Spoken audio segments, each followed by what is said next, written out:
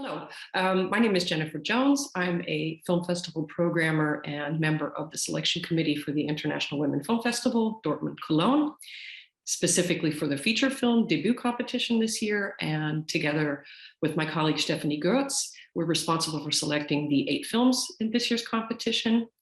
One of these films is entitled Actual People, and it's by director, actor, or lead actor in this case in the film, and also writer Kit Zauhar. And I'd like to welcome you. Thank you for being with me today. Thanks. Yeah, thank you for talking with me.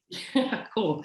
Nice to have you here. And maybe I'll just start off. I think if I understand correctly, the film premiered last year in Locarno. Mm-hmm. And I think you've had a couple other runs at other festivals internationally. But I think you had your US premiere in January, I believe, at Slamdance. Is that correct? Yes, yeah. Cool. So maybe you could just, I don't know, I'd be interested in hearing how the reception was between those two places. Did you notice any difference? Was there anything that's kind of stuck out? I mean, of course, there's different film reviews and stuff out there, but I was just wondering on your own level, it's your debut film. It's quite an honor to be in Locarno with a world premiere. Mm-hmm. Yeah. And Slamdance is kind of like the filmmaker festival, indie festival for the USA. It's also quite an honor. So how was the reception? I mean, both were great. I think, I rarely say this about things in my life because I do find it a little corny, but, Locarno really was life-changing to be able to go and, meet like a very, very high caliber of filmmakers, especially international filmmakers who, I think the US is really kind of severely out of touch with, honestly. Was really amazing, and just obviously having in person was fantastic. And fortunately, we didn't really get that with Slamdance because it was all online. But it's overall been great. I will say that it seems like people abroad like my film a lot more than Americans. Really? Okay, that's interesting. Yeah, which I do find strange because I guess for me it feels like there's nothing necessarily like non-American about the production, but for some reason that's just in the overall reception. So but yeah, I mean, I think in general I've just been very pleased and touched by the reception it's gotten.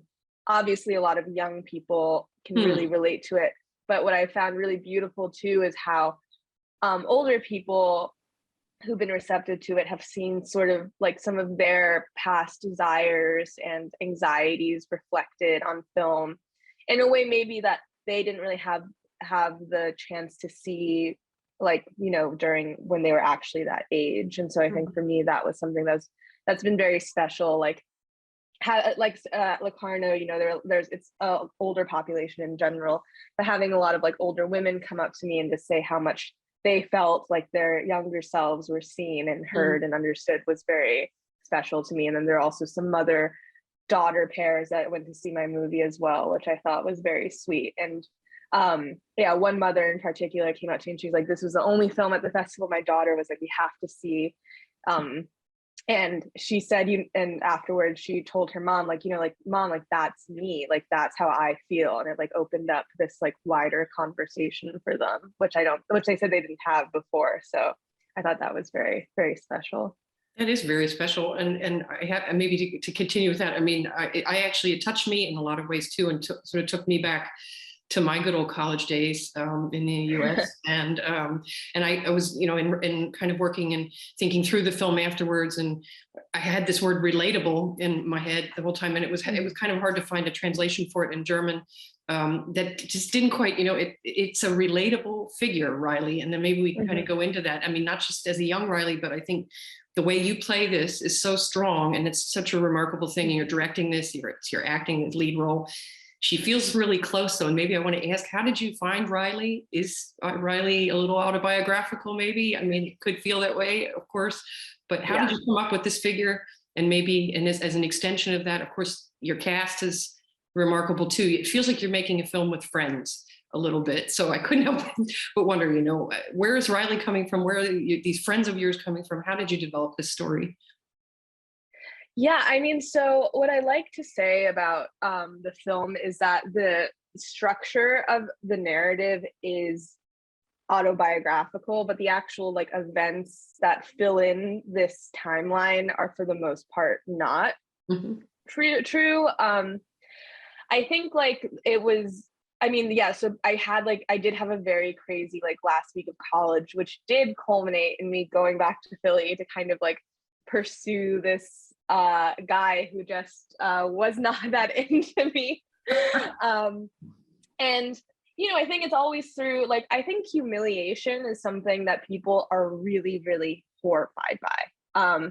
But you learn so much from experiences, for the most part, where you are like put in humiliating situations, because it's kind of testing like the extremes of your personality and your emotions and your desires.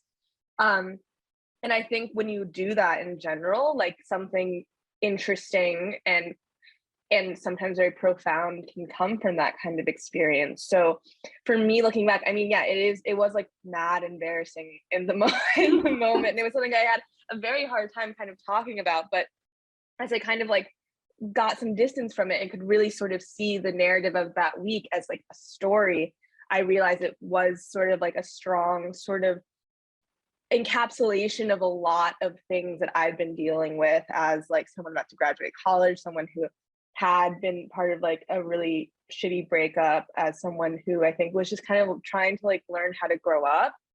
And so I think it is autobiographical in that sense. But like in terms of who I am and compared to Riley, like I chose someone asked me, Locarno, why did she do philosophy?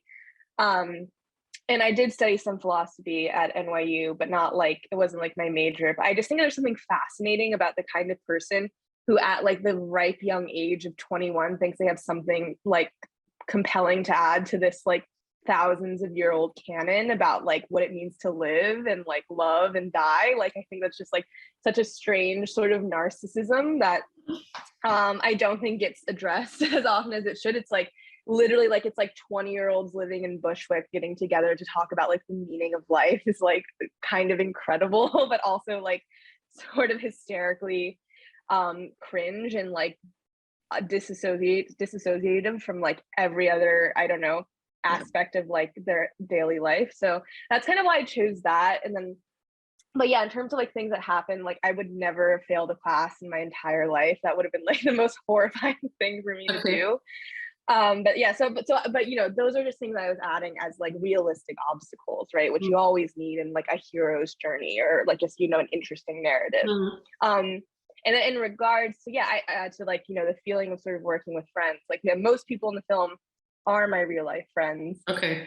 Who have luckily continued to be my friends after this experience. But like, yeah, and I think you feel, and I think, I mean, actual people sort of a reference is sort of, I think, immediate intimacy one feels with not only the character, but with like the other, not only with the protagonist, but with the other characters that she interacts with, because like there is this sense before the camera even rolls or they even start talking that they know each other in a really intimate way.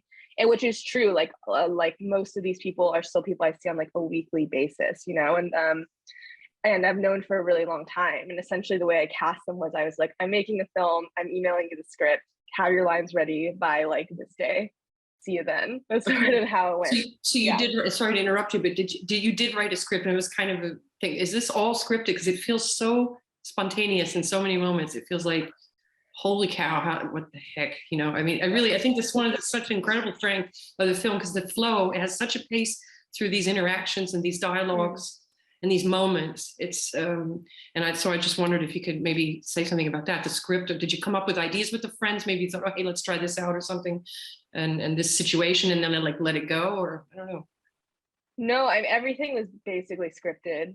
I'm not like word perfect. I wasn't word perfect with this, but in previous shorts I've made, and also in my next feature, I'm a little bit of a stickler for that, I think, actually. So everything you see is scripted. Okay. Pretty much, yeah. Incredible. But I'm glad you found it very natural. That's Yeah, very nice to hear. very much so, very much so. Also, the extension with your friends, remarkable. Maybe to go back to the idea of like humiliation and anxiety, because that's something that kind of moved me as well. Yeah. It's my understanding also is kind of a running theme for you, like anxiety maybe as an issue. Like, why is Riley anxious? I mean, why is she really anxious? Is she anxious? Like I think about, for example, in the United States, like this kind of bone crushing debt that a lot of college kids have, even from, you know what I mean? Or this idea that like, what am I going to do? Of course, it's like, what am I going to do? I have all these great, these expectation stuff, but you also have that behind you. This idea that, you've got to pay the bills and do, and identity, who am I? What's making her anxious? And is it something that you would say is specifically associated with maybe just a malaise of living in the States and trying to push forward as a young person in these days, or is it something that's more specific? I like that you use the word malaise, because if I were to sort of genreify what I do as like a whole, I think like millennial malaise is sort of a good encapsulation of like the ambiance, the atmosphere that I'm going for. I remember when I was like very young, and my dad said, "You seem like you're very malaised right now," or something. And I was like, "What does that mean?" And then as soon as he told me, I was like, "Oh my God, that's like me all the time." But I think for me, I mean, I think there are anxieties in a lot of parts, but I think specifically like for sort of this moment in my character's life, I think she's someone who defines her identity a lot through other people. And this is like a film about no one taking accountability. She isn't taking accountability for other people, and there's the karmic retribution of no one taking accountability for her, not even really her parents, right? Possibly because there's some aspect of repulsion, because she has just carried such a sort of loud hubris with her, but I do think that's sort of part of it. And so this anxiety is her. And it's something I felt a lot through college as well, is just sort of like tugging at people to try and get what you want out of them. And then when you don't have it, feeling so unmoored, because you've defined yourself not only by that desire for them, but then your loss, your inability to get that out of them. And I think an identity defined by inability and empty and like loss is kind of like needing to fill spaces, and being filled is a very anxiety ridden sort of situation to be in. And so I think that is a lot of it. And I think that is what a lot of especially young women can relate to in the film, because I think we're told from like a really early age, really also like in a lot of like, subconscious ways, unconscious ways, I never actually remember which one to use, but that like, we are defined by other people, like in a lot of different ways, which I think, especially like romantically and sexually, and like having people like find you attractive and like wanting to be with you and things like that are like really important. It was something I feel like I was taught to want growing up more than I like maybe actually wanted. And I think that's another issue of it, is like, Riley's kind of like grasping for these like romantic relationships, even though there are friends there are like other, kinds of connections that can be made, but she's really sort of like in this hierarchy of intimacy, has put like romantic intimacy at the top, even though it's clearly not working for her. And even though clearly in this time and place, she's not ready and capable of like getting it in a healthy way. So yeah, I think that's also something that I write a lot about, is just sort of this like desperate clawing for a guy who's not that interested. Because I think it's just very, it's a very relatable situation. Yeah, exactly. And I mean, it's kind of the thing. I think that's why I like it, because it doesn't feel like this issue of her trying to get the guy, if you will. I mean, we've seen that all over the place in tons of films, get the guy kind of thing. But with this film, it feels like you've kind of, you're dissecting it without actually really doing it, like in front of our face. It feels like you're reflecting about it. It's like you're putting her in these situations one after the other, which, like you just said, are just not working out for her. So, and to move on to that, I was wondering, and I hope it's not like kind of a spoiler alert thing, but I just wanted to say, and the situation, like with her parents, for example, the returning to Philadelphia, the returning home to mom and dad, this also kind of a thing that you read or you hear about. And, a lot of college students that maybe just like can't find their way, they kind of go back to mom and dad. Was that a kind of a thing that you also wanted to add? And like you said, that didn't work out for her either, really, this touching moment, their sister and you are on the couch together, Riley, and, mom comes in and is like, what the hell, and yeah. It's like also that hope of maybe, hey, at least they accept me, right? Mom. Is that kind of an idea that you had, like, to kind of go back to that idea? Because that's something I think that adults have all through their life, this need for acceptance. I think, I know that from some people in my family that, go back to mom and dad. They get you, For sure. Yeah. Yeah.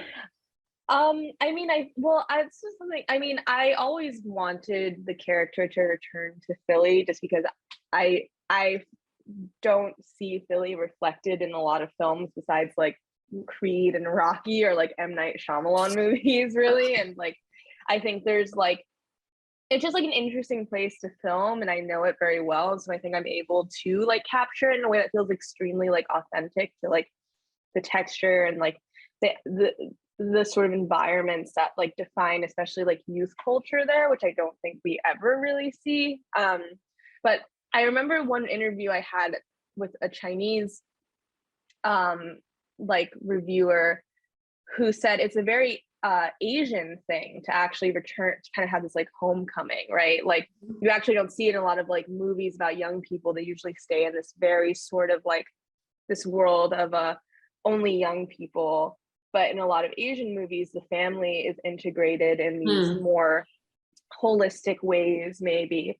And that was something I didn't think about, but maybe that is a part of it as well for me. Like, I just simply don't come from a family where like, I would be in Philly without like seeing my family or them not having like a large say, especially like my mom, like her not having like a large say in sort of like big life decisions. I think in a way, maybe for other people, it's like more like, hey mom, I'm like doing this now, like, and that's just how it goes. Like, I do think there is, I don't know, call it filial piety or just call it like tradition or just, the rhythm of one family. But yeah, like that's just something, but that's something that I found very interesting. I think I always knew that there'd be some kind of familial intervention just because I feel like for me in sort of like culminating moments of my life, that's also been sort of the pattern. Yeah. And also like integrating my sister always felt very important to the script, not only because I think it is a great kind of visual shock to have her appear on screen as someone who looks so much like me, I think it's just something, like there is something about that that's just always, I find so great to see. Also like, kind of a homage to like Lena Dunham's Tiny Furniture, obviously, which is a very influential film to me. And also I just think my sister is a great performer and a great actress. And I just wanted to like utilize her in a way, like, obviously when you're like a filmmaker, you kind of make everyone around you like a participant, whether or not they're willing. And she was acting in a lot of like my little silly plays and stuff growing up. And so I kind of wanted to integrate her in a way that was had a little more posterity, perhaps. Yeah. That's interesting. That's cool. Yeah, it's also very convincing, your relationship, but for obvious reasons, maybe. Yeah. Maybe just a little talk about the aesthetics of the film, because you were kind of talking about, what do 21-year-olds have to bring to the table to thousands of years of philosophy and thought. It's almost a little bit like you're kind of taking a step back and I don't know, you maybe not aping yourself or aping a generation, but kind of, I couldn't help but wonder, these inserts of like social media and I don't know, TikTok videos and stuff. What was your thought with that? This kind of blasé voiceovers. I liked that a lot, actually, because we see that sometimes as a convention in other films, but it's sort of very in your face. But I kind of liked how this has this subtle moment. It's kind of not really commented on. Maybe if you could just talk a little bit about that aspect. Yeah. So for the film, I like basically when the film was done, I like had what I'd like to say is I had like the pattern for like a dress. Like I had all the like big chunks of fabric cut out, but I didn't have the embroidery yet. And like, and since we did film this project on such a small budget with such a limited time. We had a total of 10 days of shooting. Wow. There were just some aspects that like in the editing were not like really coming together. And I was just like, oh my God, this is a disaster. This is a disaster. Like, this is so bad. Like, I couldn't pay someone to watch this in this state right now. Like it was, and so the voiceovers kind of, and we did a little bit of switching around of scenes. So that there was just this little bit of like a narrative gap.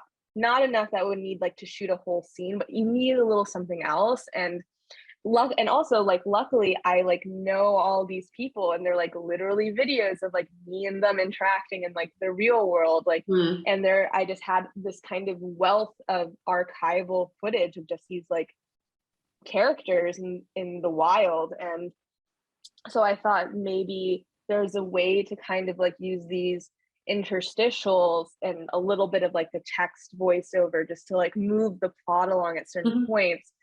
And I do think in general also the film can be a little claustrophobic. I think kind of like people's main complaint if they don't like the film is just kind of like, I just don't like how like in my face it is, and I don't like how like how cringe it gets at times and stuff. And I do think those interstitials also offer a moment of respite, but then also like kind of like tie in this like this idea of just like these are both characters, but these are people that also really do exist outside of the confines of a screen. And I think that's also just an interesting idea. Yeah, it does. It opens it up in a way that, you know, but I also find it like I'm looking forward to seeing it on the big screen finally, because I think those moments are going to be really interesting too.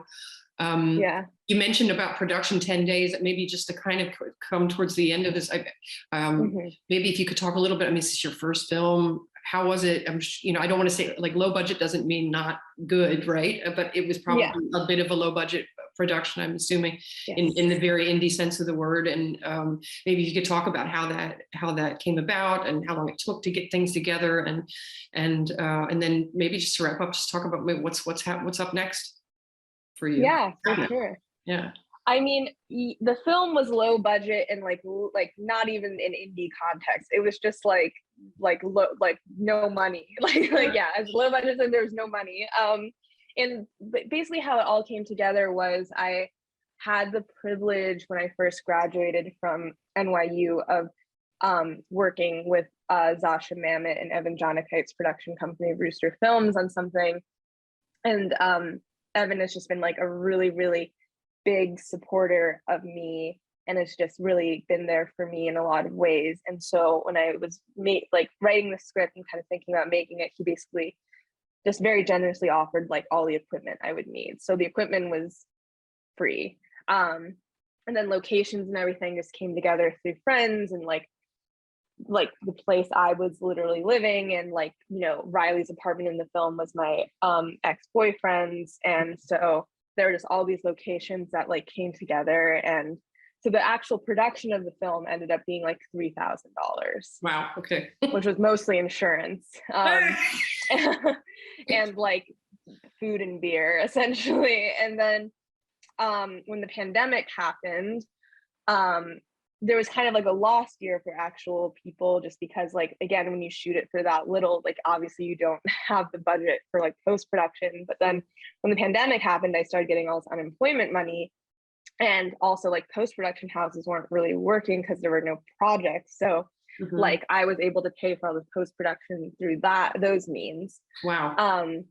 And then also obviously like all these people were my friends, you know, you call them a lot of favors. Also, it's like 2 weeks in summer, everyone's like a little bored already anyways, and like why not be a part of a movie and like see what happens and like act with your friends, and it was really fun. Like I'm always like very skeptical of like directors who like always look really pissed and stressed on set, because it's like this should be fun, you know. And if it's like, and that doesn't mean it's not hard and grueling at times, but I think like art making, especially with people you like and care about, should be very joyful. And so for me, the entire process of like shooting it was very, very joyful and brought me a lot closer to a lot of people. And yeah, so I think that's, so even though it's a small budget, big heart, you know. Yes. Yeah. Yeah. And yeah, so I mean, so that's how everything kind of came together. And again, like the advice I sort of give people who want to make their first feature, if they like, I don't know, care at all to ask me, is just like, you just have to find a way to do it, right? Like, obviously, no one's gonna like, which is what happened. Like, no one was going to give me money for my first Right. feature. Like, I don't come from like wealth. I don't have family connections. Like from my parents or like anyone I know who works in the industry. Like, I'm not like, you know, there's, and you can either, and I think it's like, you can either accept those circumstances and not be like bitter about it and just be like, okay, like what are the resources I have? What can I do to like make my situation work? Or you can kind of toil away waiting for a big budget that really might not ever come, especially Right. if you aren't making anything. Yeah. So it's So a bit yeah, risky. It's risky. Yeah. It's a bit, yeah, yeah. but I think, you know, I made a film where I have, I mean, I have some debt, but I'm not really beholden to anyone but myself to like get the money back and recoup funds and like get it out there. And I think that's been very liberating, and has helped me. It really has helped me feel like a real sense of like ownership over the film. Like this is like my film, and you know, and it feels like a real collaboration when I am working on people to complete it or like get it out there. But yeah, and then in terms of what's next, I'm in pre-production for my second feature called This Closeness. I'm acting in it again as well and directing, and it's a very small cast. I think it's a maturation on all the good stuff of actual people, but a little more, a little tighter, a little sexier, a little scarier. Yeah, that's how I'll put it. Yeah. So, and we're just trying to find the lot, like, you know, financing for that, which is as difficult as it is with the first, I think. But yeah, just chugging away at that. Yeah. Great. That's cool. Really, really cool. Well, thanks so much. I think No, we'll end it thank you. there. That's on a good note, and wish you much success with the upcoming project. And we'll see you in Cologne soon, of course. Yes. Yes. So excited for it. Yeah, me too. It's going to be really cool. Really glad that we can do this in person, because it's, you know, I it's been a know. while for everyone. Still got to be safe, of course, but we're looking forward to it very much. And yeah, so take care. And Yeah, you too. I'll see you soon. okay. All right. Take care. Thanks a lot. Bye. Bye.